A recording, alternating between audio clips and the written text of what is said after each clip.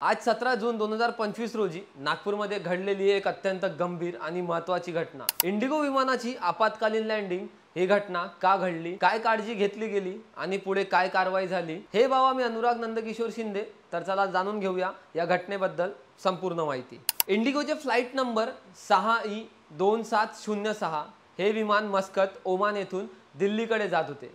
हे विमान कोची मार्गे दिल्लीला निघाले होते, पण प्रवासादरम्यान एअर ट्रॅफिक कंट्रोलला एक बॉम्ब ठेवण्यात आल्याचा इशारा मिळाला।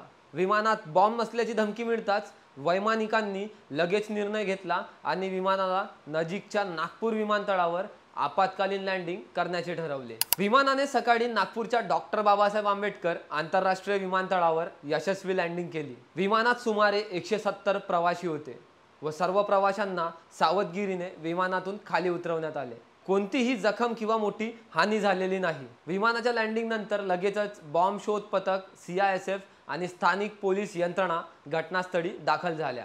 संपूर्ण विमानाची तपासणी करण्यात आली, पण कोणताही स्फोटक पदार्थ आढळलेला नाही। ही धमकी बनावट होती असा प्राथमिक निष्कर्ष काढण्यात आलेला आहे। धमकीचा उगम आणि स्रोत शोधण्यासाठी तपास सुरू आहे। सायबर युनिट्स आणि intelligence agency phone calls, emails किंवा इतर माध्यमांची छाननी करत आहे। प्रवाशांना दुसऱ्या फ्लाइटने दिल्लीकडे रवाना करण्यात आलेले आहे। तर अशाच काही ठळक बातम्यांसाठी फॉलो आणि सबस्क्राइब करा हे बावाला।